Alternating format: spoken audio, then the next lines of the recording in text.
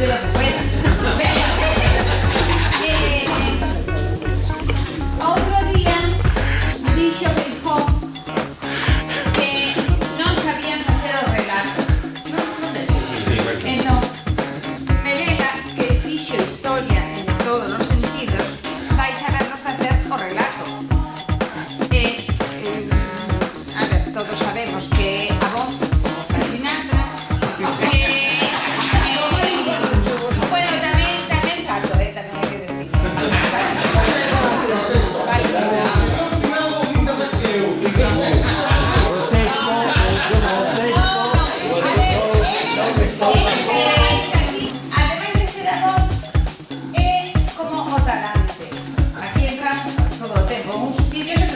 porque a historia era.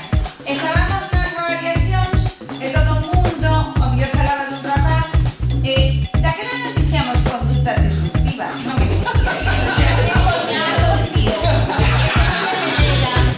Ah, sí. Conmigo se portaba porque a nos contábamos un rollo e conmigo se portaba bien. E logo, todo o mundo a quería riquísimo. Entón, a verdade é que sempre nos acomplexou, a mí, por lo menos sempre me acomplexou moitísimo. Non sabía que tiña todo isto. Bravo, bravo, bravo. No sabía cómo titular esto y lo tengo que leer porque es un poco largo, pero lo voy a leer rápido. Podría decir cómo han pasado los años, es una canción de Julio Iglesias. Podría decir qué larga es la vida. Y al final, ¿qué dije? Pongo recuerdos. Y estos son solamente recuerdos de una generación que muchos aquí, más o menos, estamos por ahí. Los hay más jóvenes, los hay menos jóvenes, pero estamos ahí. Entonces, todo lo que tengo que decir es, en principio no sé qué pinto yo aquí. Lo tengo claro. Cuando cualquiera de mis compañeros jubilados o en activo podrían decirnos cosas muchísimo más interesantes. Pero se empeñaron y aquí estoy. La culpa es de Irene. No vengo a echar un discurso para la Real Academia, no sabría, pero sí a recordar que gran parte del profesorado que empezó en este centro hace 20 años, más o menos, Carlos Gardel decía, sentir que es un soplo la vida, que 20 años no es nada, puntos suspensivos. Pertenecemos a una generación que pasa por momentos muy trascendentes a lo largo de su carrera docente, 40 años aproximadamente. Y que, aunque no se debe decir, pero bueno, y que forman parte de la España reciente. Gran parte de nosotros fuimos compañeros muchos años en la Guía y en el Castro. Conservamos una entrañable amistad, con independencia de cualquier ideología, porque éramos buena gente. Cuando llegamos al Castro, conocimos a nuevos compañeros, y como también era muy buena gente, hicimos un claustro, en general, muy bien avenido. Esto último lo corrobora la gran participación tanto en actos festivos, cenas, cuando éramos aún más jóvenes nos encantaba ir a los karaokes y lo hacíamos muy bien, creo yo, discotecas con charlas que duraban muchas horas, ahí está Javier que lo sabe, los que tuvimos, orfeones en los que perdíamos la hora de café pero lo pasábamos muy bien, hacíamos lo que podíamos. Actividades con los alumnos, carnaval, magosto, mayos, bueno. Como la participación en actividades culturales, entre otras, proyectos, yo recuerdo, me parece que era el Comenius, los sabrá Isabel, Sócrates también había, intercambios. De esto tengo que decir que a mí me gustaba acompañarlos a Santiago, pero había algo que incluso me ofendía. Los alumnos americanos, se suponía del país más avanzado del mundo, delante de la magistral fachada del Obradoiro, todo lo que hacían era mirarse los tenis y decir que era una ciudad vieja. Esto me pasó a mí. Lo que más nos costaba a algunos, a mí personalmente no sé cómo me aguantaron, eran las clases de informática. Tengo que reconocer, ahí está Fidalgo, está Alberto. Tengo que reconocer que gracias a ellas hoy estoy escribiendo en un aparato que desquicia a cualquiera. También plantamos un árbol, no sé de qué tipo es, pero lo sabe, en memoria de un compañero muy apreciado, y aquí aprovecho para recordar con mucho cariño a los compañeros de todos estos años que ya no están con nosotros, y en especial a Mercedes Caramés, que nos dejó hace unos días, y la madre de nuestra queridísima Ana. Por cierto, ¿siguen existiendo los claustros? ¿Pusisteis una campana o tengo sustituto? Me explico. Cuando se convocaba un claustro, la única forma para que el director pudiera empezar a hablar y no ser interrumpido era el grito "se callen", y la mayor parte de las veces yo lo conseguía. Mi tono de voz era bastante alto y había algún profesor en las clases de al lado que ya sabía tanto de la burguesía como esta humilde profesora. Ahí está José Ramón. Aquí. Ahí está. Hasta los pelos de la Revolución Francesa. De todas formas, no era la única. Había algún compañero que me superaba, aunque no eran muchos. En ellos está Alberto Zato, lo tenemos ahí. Los consejos escolares. Yo creo que casi siempre éramos los mismos representantes. Parece que teníamos vicios. Los cito porque en medio de grandes problemas, que eran los que verdaderamente había que resolver, me pasé años pidiendo tarimas para las clases, sillas para los zurdos y un aparcamiento para el centro. Lo cierto es que me fui sin conseguirlo. Todos los componentes del centro que hoy celebramos el 20 aniversario, seminarios, el mío tengo que reconocer que era extraordinario, al que iban invitados como Peter, gabinete de orientación, personal administrativo y de servicios, de mantenimiento, cafetería. Hemos contribuido a ponerlo en marcha desde el año 93, unos más años, otros menos, siendo primero Instituto de Hispanidad y más tarde IES do Castro. En un principio los cursos que había eran los que todos habíamos conocido, con las variaciones del Ministerio de Educación, pero con la incorporación del primer ciclo de la ESO, la infraestructura tuvo que adaptarse a los nuevos tiempos para acoger savia nueva. Aumentaban los alumnos y un nuevo profesorado se incorporaba a la tarea que nos habíamos marcado, hacer del IES do Castro un modelo de instituto en Vigo.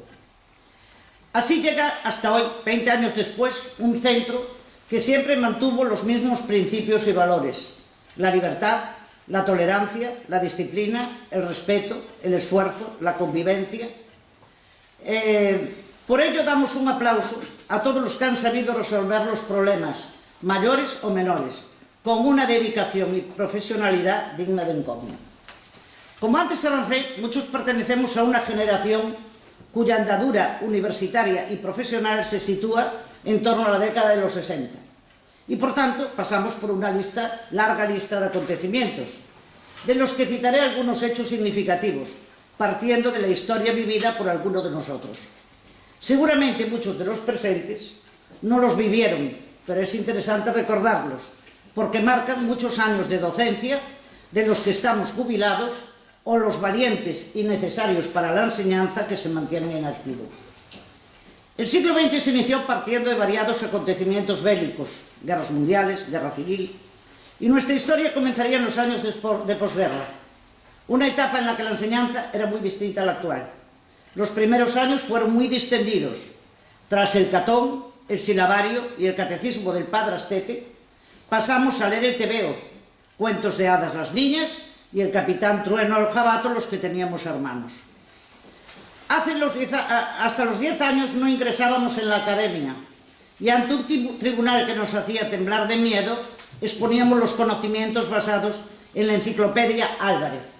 Era el examen de ingreso. Nuestra destreza matemática se limitaba a las 4 reglas como mandaban los cánones. En un dictado terrorífico extraído de un clásico no podíamos tener más de 3 faltas de ortografía. De geografía e historia prefiero no hablar. Conocíamos al dedillo las comarcas españolas y la lista de los reyes godos, entre otras cosas, vamos a decir, curiosas, por no decir que era una asignatura de chapatoria, pero que por lo menos ejercitábamos la memoria. Después de pasar por este trance, llegamos al bachillerato. ¿Cuál era la novedad? El libro único. El libro único quedaba atrás y nos encontrábamos con múltiples asignaturas, unas importantes, como matemáticas, lengua, latín, otras las llamadas Marías, o formación del espíritu nacional, la convivencia, una especie de educación para la ciudadanía, pero en do menor porque la acompañaba la música. El deporte, mens sana in corpore sana, dice el adagio latino. Se conseguía a base de impulsos, alineaciones, salto de potro, espalderas. Eso sí, muy bien ataviadas, con anchos pololos azul marino, que nada favorecían a pesar de nuestras esbeltas figuras. Os daréis cuenta de que estoy hablando en femenino. Se puede deducir que los institutos o colegios no eran mixtos. Y continuaron no siéndolo en los primeros años del ejercicio de la profesión. Nuestro equipo estudiantil, por supuesto no teníamos esas extraordinarias mochilas, eso está claro, consistía en una libreta, un plumier, que era regalo de Reyes, Santo o cumpleaños, con pinturas, compás y otros útiles de dibujo, nosotros teníamos más, como el cartabón, o una escuadra, lo más. Así, entre múltiples juegos infantiles en calles, plazas o alamedas, como desahogo de tantas horas de clase, llegábamos a las 3 grandes pruebas de fuego: reválida de cuarto, sexto y preu, que suponía el acceso a la universidad. Con aprobar nos conformábamos, no éramos nada competitivos. El tiempo ha pasado, y una vez superados todos los obstáculos, llegamos a una primera meta. Estamos en la Universidad Compostelana. Es la década de los 60, llena de novedades y aperturista. Puede considerarse la época de las ideologías. Cuando empezábamos las chicas teníamos que hacer el llamado servicio social, que desaparece en el año 78. Cantábamos canciones de campamento, hacíamos gimnasia. No sé si aprendíamos, pero nos enseñaban labores, cómo poner la mesa, punto de cruz, e incluso usar lentejas a fin de mes. Había que ahorrar. Y salíamos alguna vez, por supuesto, dentro del horario impuesto por las llamadas mandos de la sección femenina. Los chicos hacían el servicio militar, la mili, abolido y finalmente suprimido en 2001.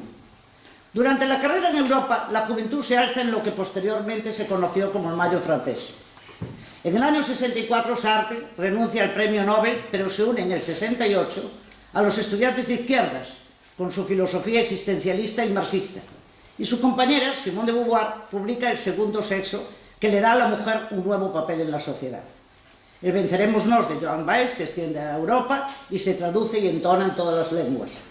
Recordemos que los cantos de Joan Baez o Bob Dylan arrasan en el campus universitario de Berkeley. La industria del cine avanza a pasos agigantados, recordad a Fellini, Bergman, y el Cine Club es la oportunidad de ponerse al día y también de salir alguna noche, cosa que era difícil. Los años 60 se irrumpen con un hecho que, aunque su origen estaba en Inglaterra, marcó una época y revolucionó al mundo entero. Llega la minifalda. Había logrado imponerse como fenómeno mundial. Según su diseñadora Mary Quant, la minifalda era la respuesta a los sentimientos de la sociedad de los 60. Derrochaba optimismo y sugería alegría y liberación. También puso de moda los panty, al ritmo de la música pop, las botas y los jerseys de Canalé. Hay que tener en cuenta que muchos años atrás las piernas no existían. Se decía que las reinas no tenían piernas si les regalaban algunas calzas, que eran como se llamaban las medias. La chica de Jazz se hizo popular en España con Concha Velasco y se convirtió en el gran éxito del verano del 65. Recordaremos también a otros cantantes del pop, Sylvie Vartan, Rita Pavone o el dúo dinámico. Somos jóvenes, ¿os acordáis de aquella canción? El hecho de ser joven como un valor en sí, fantástico. Eso es lo que pretendía. Fueron los primeros ídolos de la juventud española y los primeros en utilizar el atuendo como señal de identidad. Chaleco rojo en pico y sin mangas. En la década de los 60 hay una juventud que disfruta con el rock, el twist, las guitarras eléctricas y el ritmo de la batería. El rock americano tardó en imponerse a pesar de que los primeros discos de Elvis se editaron en España solo unos meses más tarde que en Estados Unidos. El éxito del twist, más fácil de bailar, sumergió al auténtico rock que reapareció en la década de los 80. Pero no todo era baile suelto. La juventud bailaba también en pareja, al ritmo de la música más suave y romántica. Yesterday, la canción con más transmisiones en la radio de todo el mundo. Hay una anécdota que es del año 82, que dice que Isabel II de Inglaterra recibió la visita nocturna en su dormitorio de un admirador. La reina se despertó al arrullo de una voz que le susurraba Yesterday. Se incorporó y estuvo muy animada a charla y fumando con el visitante. Intervino el jefe de seguridad, lógicamente, pero días más tarde el jefe de seguridad fue despedido por aguafiestas. Entonces, mientras se imponen distintas modas, asistimos a los años de las melenas, aunque empezaron siendo de los barbudos por las simpatías que despertaban Fidel o el Che. Eran unos jóvenes de medio mundo seducidos por el nuevo espíritu de un grupo de músicos de Liverpool cuyo nombre haría época, los Beatles, banda de rock inglesa reconocida como la más exitosa comercialmente y críticamente aclamada en la historia de la música popular. Chicos y chicas compartían melena y vaquero, una manera explícita de señalar que eran iguales.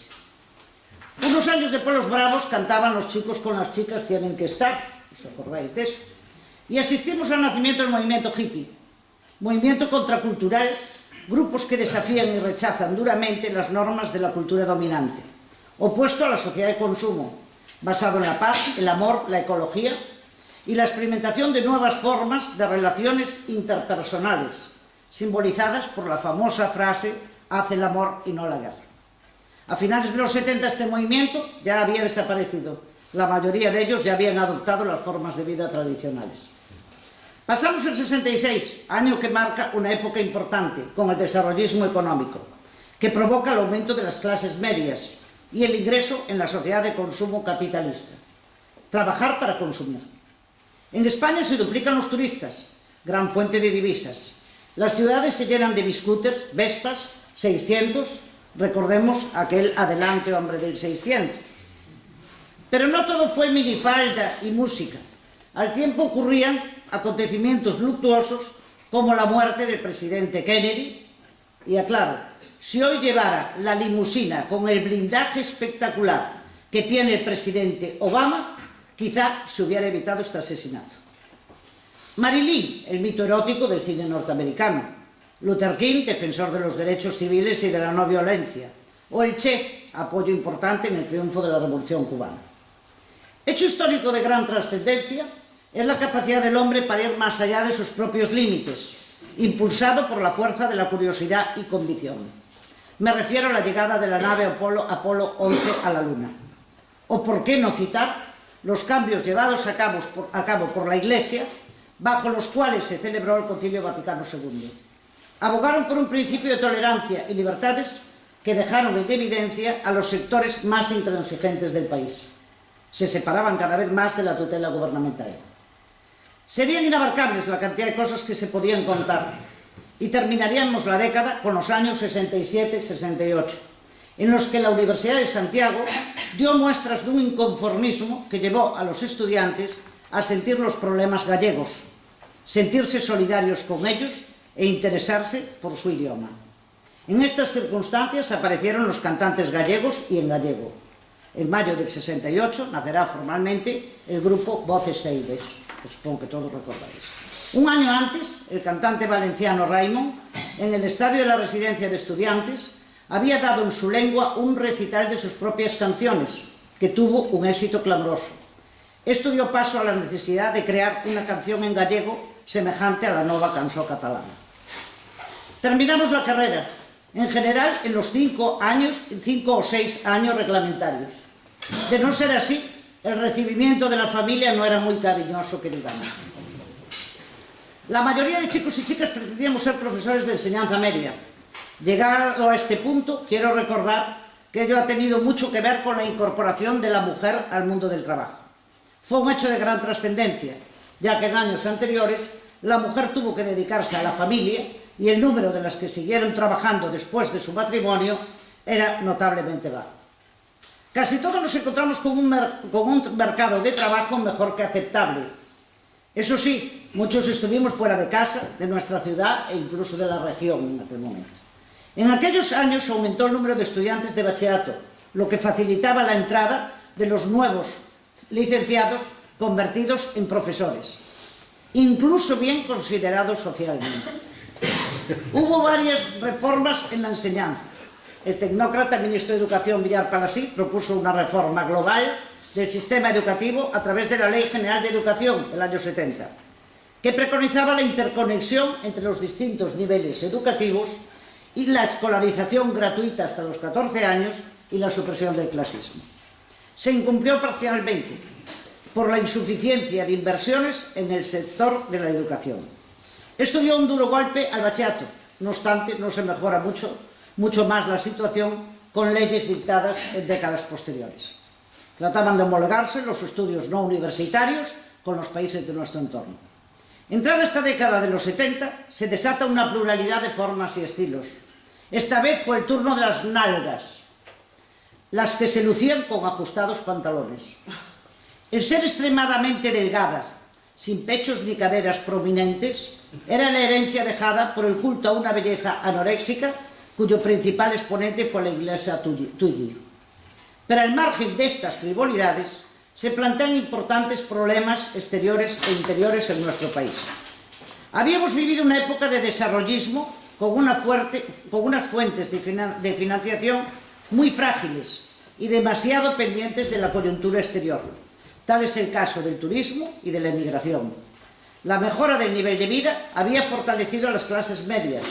Los beneficios normales en las sociedades desarrolladas, coche, electrodomésticos, vivienda, acceso a la cultura, lo eran también en la España de la época. Pero la falta de fuentes de energía provocó las graves consecuencias de una crisis como la del petróleo del 73. El precio del barril se había incrementado un 70%. La íntima relación entre el consumo de energía y el nivel de desarrollo occidental parecía amenazada. Todo esto daría para otra charla y no quiero amenazaros, por tanto avanzaremos. En octubre del 75 comienza la larga agonía de Franco, que había sido precedida por una etapa previa en la que Juan Carlos había actuado como jefe de Estado. Ambos hechos familiarizaron a España con la idea de una transición a otro régimen político. No voy tampoco a extenderme en algo que sería imposible abarcar en estos momentos, pero sí decir que hubo que esperar a la muerte de Franco para ir implantando las medidas que culminaron con la Constitución del 78 y la consolidación de la democracia. En el momento del fallecimiento era ya patente la transformación de la sociedad, no solo en ser más igualitaria, sino también en su modo de vida. Los españoles se iban acostumbrando a la pluralidad informativa, programas de entretenimiento como Estudio Abierto, recordaréis, de José María Íñigo, o programas de mayor altura intelectual y política como La Clave de Balbín, o informativos como el presentado por Eduardo Sotillos.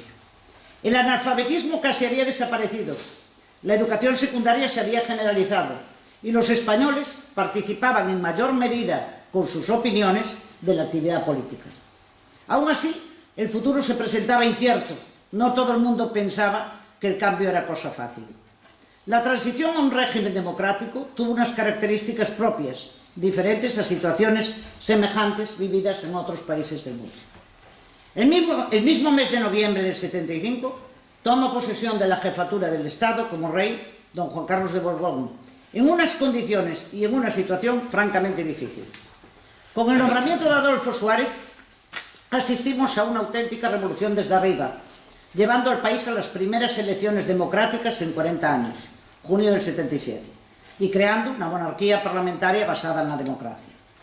Pero no todo estaba conseguido con la ley para la reforma política. Había que mantener al ejército en la obediencia a la autoridad constituida, papel que jugó el rey, y la aceptación de dicha reforma por parte de los partidos políticos, siendo imprescindible la del Partido Comunista, recordemos, legalizado en la Semana Santa del 77. Era la primera decisión importante que se tomó en España desde la Guerra Civil sin contar con la opinión de los altos cargos del ejército. Era necesario evitar enfrentamientos que pusieran en peligro la restauración de la democracia, pero el éxito más importante de este clima de negociación fue la Constitución que los españoles aprobamos en 1978. Una de las pocas en la azarosa vida constitucional de España, que fue realizada con el acuerdo de las fuerzas políticas más representativas y que no fue la imposición de un partido o grupo determinado. Una Constitución que asegura el pluralismo, la democracia, los derechos fundamentales en un sistema de libertades, que garantiza la autonomía regional, el Estado centralista convertido en Estado de las autonomías y una mayor estabilidad en los gobiernos. El momento se presentaba con una relativa calma, cuando la buena marcha del proceso democrático se vio amenazado por el fallido golpe de Estado del coronel Tejero, año 81. Secuestrando el Congreso de los Diputados durante unas horas. 750 millones de telespectadores de todo el mundo presenciaron el acontecimiento. Era un intento involucionista frente al apoyo de la corona y la sociedad española a la democracia.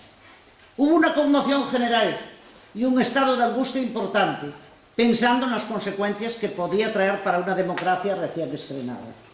El freno lo puso el rey con el apoyo del ejército y de todos los demócratas españoles. España cambió tras el golpe de Estado. Las fuerzas políticas, profesores, recordemos al profesor Tierno Galván, todos los alcaldes querían ser Tierno. Intentan llevar al país a experimentar su primer movimiento cultural en las calles. Las influencias exteriores y el crecimiento llegaron después de décadas de aislamiento. Empieza el movimiento llamado Movida Madrileña, es la edad de oro del pop español, se extiende durante toda la década de los 80. Pero no fue un fenómeno exclusivo de la capital de España, ya que ocurrió en otras ciudades, como Bilbao, Sevilla y, como no, en nuestra ciudad, la movida viguesa. Lugares de movida que recordarían alumnos, como serían el Kremlin, que todos os acordáis de él, todavía no se había desplomado el muro, se llamaba el Kremlin, la calle Lepanto, con el Manco, el Ruralex, entre otros, etc. Nosotros, yo por lo menos, ya no vivimos este momento directamente, sino a través de los propios alumnos. Pero sí conocíamos la música de Alaska, Mecano, la canción Hoy no me puedo levantar, muchas veces podríamos levantarnos bien, Siniestro Total o las películas de Almodóvar. Llegamos así a finales de un siglo que había contemplado múltiples e importantes acontecimientos: la caída de los imperialismos, la caída de terribles dictaduras, la división del mundo occidental en dos bloques con el inicio de la Guerra Fría, simbolizada en la construcción del muro de Berlín, la revolución cultural china o la persistencia del comunismo en diversos países hispanoamericanos, etc. Podemos decir que el fenómeno de la Guerra Fría y la desaparición de la Unión Soviética, debido a sus debilidades económicas, son dos fenómenos paralelos que cambiaron radicalmente el mundo. Pero uno de los acontecimientos políticos sociales más relevantes del siglo XX fue la caída del muro de Berlín, símbolo espectacular del derrumbe de los regímenes comunistas del otro lado del telón de acero, que se abren a la democracia, al socaire de la apertura realizada por Gorbachev en 1989 con la perestroika, que contemplaba una reestructuración tendente a democratizar la Unión Soviética y reformas económicas que permitieron la entrada de capitales extranjeros y la formación de empresas privadas. El cine supo reflejar aquel momento histórico con muy buenas películas, desde melancólicas, de espionaje e incluso tragicomedias. Os acordáis de Goodbye Lenin, de aquel momento, que era una reflexión sobre el mundo capitalista y el régimen socialista.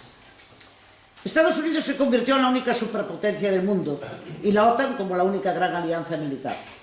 Este mismo año 89, Galicia festejaba el nombramiento del primer Nobel gallego y quinto español, Camilo José Cela. Asimismo, al mismo tiempo que los hechos enumerados, íbamos avanzando hacia el nacimiento de la Unión Europea, 93, que dio al mundo un nuevo bloque económicamente fuerte que paulatinamente se colocó como fuerza predominante en Europa. Y llegábamos a la instauración de la moneda única, el euro. La implantación, desde que se instaura en Bruselas, se hace por fases, y de repente nos despertamos con el disparate del precio de un simple café, 166 pesetas. Todos sabéis las consecuencias, no insisto más.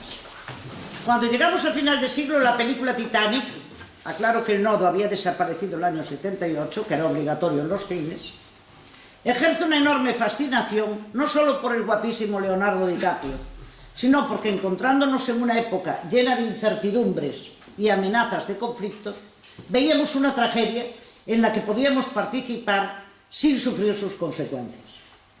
Ya habíamos cambiado de milenio y parecía que el mundo occidental gozaba de una cierta calma, cuando asistimos como espectadores en directo al trágico suceso de las Torres Gemelas. Tomamos conciencia del poder islamista en la sombra desde la llegada al poder del Ayatollah Khomeini. La seguridad de Estados Unidos saltó por los aires. Años más tarde, otro acontecimiento causa una herida profunda en la sociedad española. Nos referimos al 11M. La manifestación del viernes 12 fue probablemente la protesta más multitudinaria de la historia de España, junto con las realizadas tras el 23F, la repulsa del asesinato de Miguel Ángel Blanco o las manifestaciones contra la guerra de Irak. En este momento los medios de comunicación tuvieron un papel importante. Internet, la posibilidad de trabajar, aprender o comunicarse ampliamente sin tener que desplazarse del hogar. Supuso una verdadera revolución en nuestros hábitos, así como los diarios digitales o el móvil.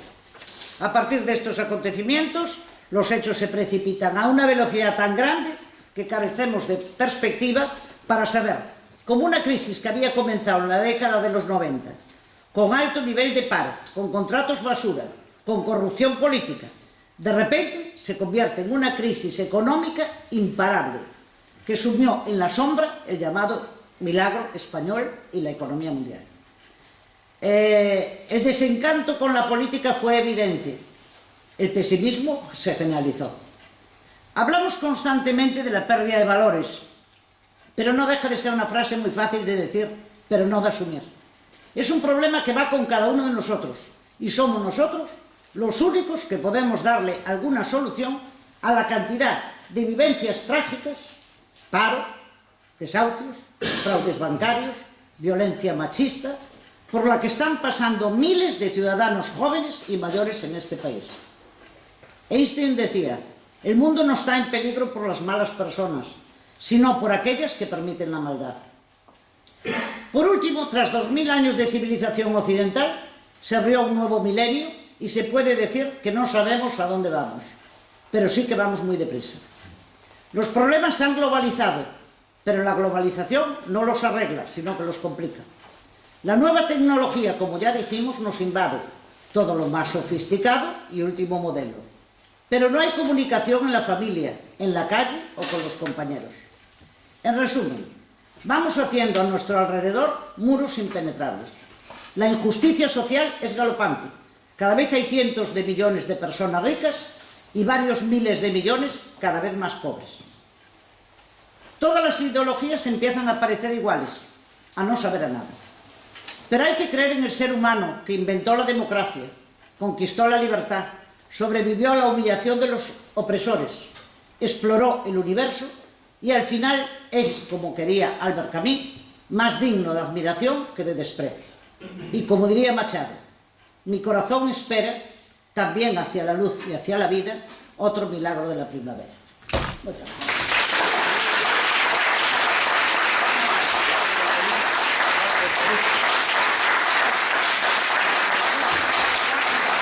Toda una clase magistral, ¿eh? Una clase. Tiene mono de clase, tiene mono de clase. Ya sabes, tengo unas cuantas horas esta semana, pásate por aquí. Cuando quieras. A ver, Melena, una sonrisa de las cosas. Una sonrisa.